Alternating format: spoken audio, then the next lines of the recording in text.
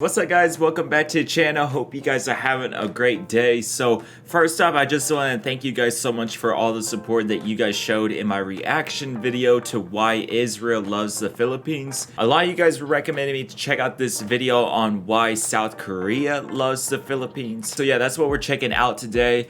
If I remember right though, in one of the comments, I think they also mentioned North Korea as well, not just South Korea, but I'd have to go back and make sure on that. Yeah, I really enjoyed checking out that first video, so I can't wait to hop into this one. As always, if you guys got other videos like this one, you guys can let me know down in the comments below, because I am definitely down to check out more of these like world type videos. If you guys are interested in getting early access and my full uncut reaction videos to movies, TV shows, and music, you guys can check out my Patreon down in the description below. And let's hop into it. The Philippines and South Korea have one of the most meaningful relationships in all across Asia. Let's and see no, why. It's not because South Korea is a huge investor in the Philippines, as we talked about in previous videos, nor is it because of the big influx of tourism and cultural exchanges, but rather one that dives deep in the two countries' history. You see, bilateral relations so between similar the then to probably like Israel with, you know, their history. Were established on the 3rd of March 1949, making the Philippines the 5th country to extend diplomatic relations as a sovereign state for the Republic of Korea. But this is not where things get spicy. It was in the early 1950s when a war was being fought between North Korea and South Korea. North Korea had a backbone of strength in the beginning. Wait, ain't it that like North Korea and South Korea, they just have always not really liked each other now? Like, I've always been curious about their relationship, because I know in North Korea it's very strict there, and like basically you never want to go there, and I don't think you can even travel there, just based off how their country is. But then South Korea is very open, and you know, you can definitely go there and stuff. But yeah, I've always been kind of curious on like what really made their relationship so bad, you know. Initiated the war with support from China and the Soviet Union. It led a strong offensive battle. However, during these devastating and dark times, the Philippines helped out South Korea. Were the 3rd country to ever step up and send troops to South Korea. They sent the Philippine Expeditionary Forces to Korea, or PEFTOK for short, a unit that eventually comprised around 7,500 troops. These men were led by highly competent commanders, many of whom had experience from combatants of prior years. They stayed in South Korea over a 5-year period, and among them were former President Fidel Ramos and well, it's nice that they actually, you know, sent some troops there to help them out. But as the Philippines sent these troops to help South Korea, the Philippines was no better off as a country. What? It was still recovering from the devastation of the Second World War. Yet the Philippines understood really bad. Value of aiding a nation in peril. In fact, the Quirino administration was initially against sending troops to Korea. But as many know, the Philippines had strong U.S. ties, which was a pivotal moment as South Korea was backed by the U.S. government. Many pro-U.S. legislators and even the U.S. government themselves had pressured the Quirino administration. Many reasons were given as to why these legislators had wanted to send troops to South Korea, among them stating that they were on the side of democracy, not communist, to fulfilling their pact with the United States. Regardless, when these troops arrived in Korea, they had limited supplies and even weapons that were largely outdated. They were thrown into a climate they weren't accustomed to, with freezing winters that were harsh and unforgiving. Despite these setbacks, they fought valiantly. Their role wasn't just as a supplementary force, they were often at the forefront of major operations and defensive stands. One of the most iconic moments was the Battle of Yultong.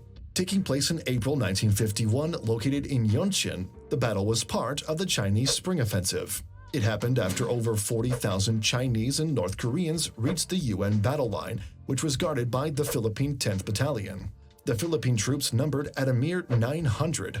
The situation was then grim, and from every side of the story, it would look like the Philippine battalion would lose.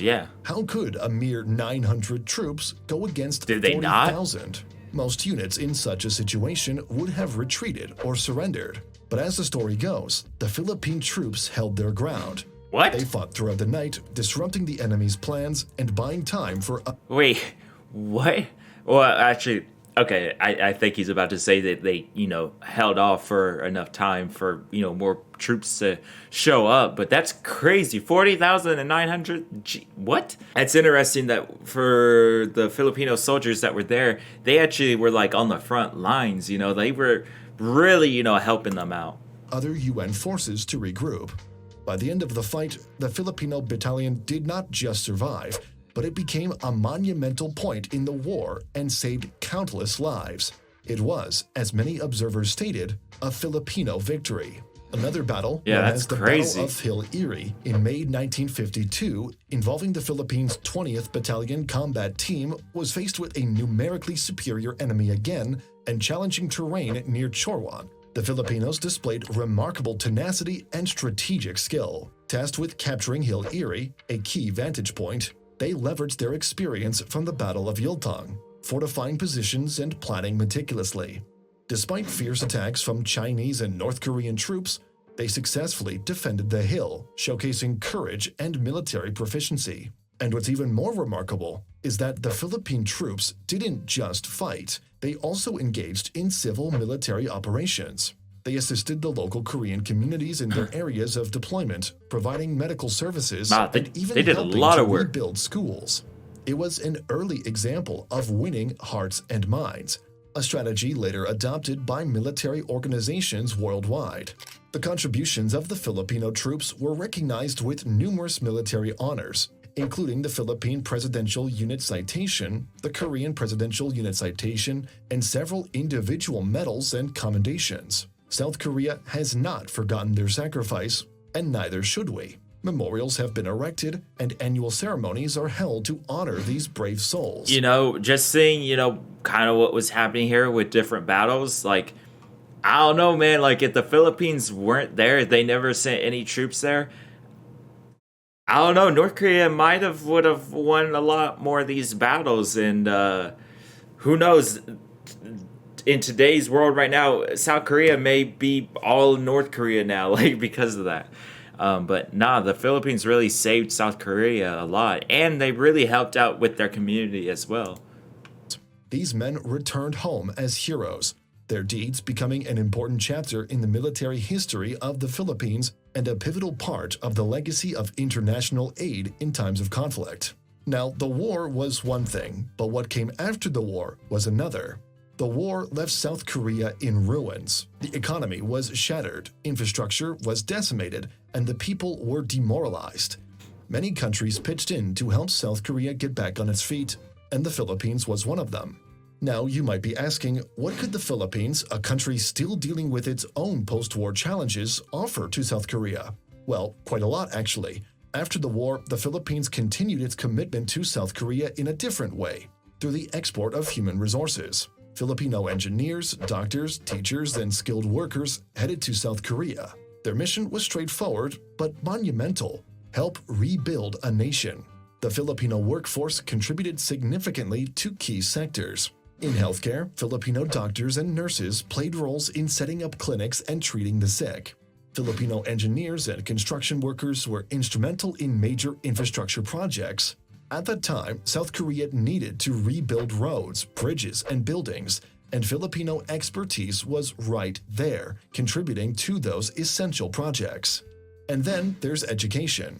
Filipino teachers went to South Korea to teach English, a critical skill needed for South Korea to engage in international trade and diplomacy. They didn't just teach language, they also taught essential technical skills that helped young Koreans to secure better jobs. These educational exchanges also had a cultural component, fostering goodwill and mutual understanding between the two nations. Moreover, the Philippines assisted in policy development. Many may not know this, but Filipino economists and lawmakers were among those consulted during South Korea's economic planning. They shared lessons from the Philippine experience, providing insights into agricultural reform, industrialization, and economic policy. This was collaborative work at its best. It wasn't a one-way street, though. The Philippines gained valuable foreign exchange from the employment of its citizens, and this remittance played a role in stabilizing the Philippine economy during tough times. Okay. More importantly, the bilateral relationship established a strong foundation for diplomatic and economic ties that both countries continue to benefit from today. Now, why is all of this important? Well, because the Philippine involvement in South Korea's post-war rebuilding is a sterling example of how international cooperation can bring about astounding results. South Korea went from being a war-torn country to becoming an economic powerhouse, and the Philippines played a role in that transformation.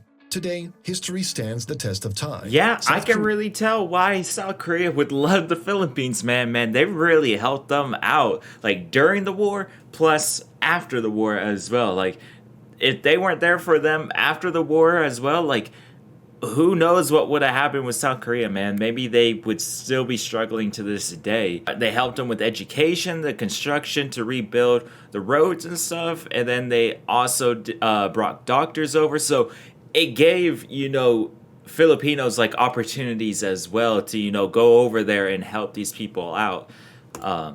Korea is It's just another reason, like I said in the last video, why I love the Philippines so much, because you could just tell they are very loving people and that they actually care about the world, largest investors in the Philippines. Koreans as visitors are also amongst the highest in the Philippines. It is well known that Koreans love to visit the Philippines. Some go there for education, while others for leisure. Furthermore, there is also a huge defense relationship between the two.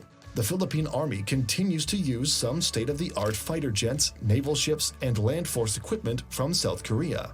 These are evidence of the two's relationship. Last but not least, we must also never forget about the continuous investments in infrastructure from South Korea.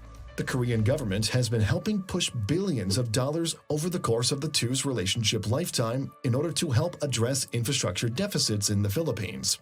Now, what stands out from these relationships is that, from time and time again, the help from the Philippines during the Korean War was always being cited. This just shows how appreciative South Koreans are to the Filipinos who helped fight for the birth of South Korea. But anyway, do let us know what you think. Thanks for watching. Alrighty, that was another great video by Behind Asia. This video did a great job in showing why South Korea and the Philippines have such a healthy relationship now. With the Philippines helping out South Korea during the war and afterwards, both the countries are able to benefit from each other now because they help each other build their economy. Again, during the war, the Philippines were just being, nice and, sending troops out to help South Korea defend off North Korea and China that was helping, North Korea. Even though it did take a little bit, from the United States to urge them to, go over there, but they managed to do that and it paid off in the end. Like I mentioned during the video, it'd be interesting to see where South Korea would be at right now if the Philippines didn't help them out. South Korea may not even exist right now if it wasn't for the Philippines. And this battle right here that they mentioned on how, the Philippines were able to stand off 40,000, troops from North Korea and China, like that's just insane that they were able to do that.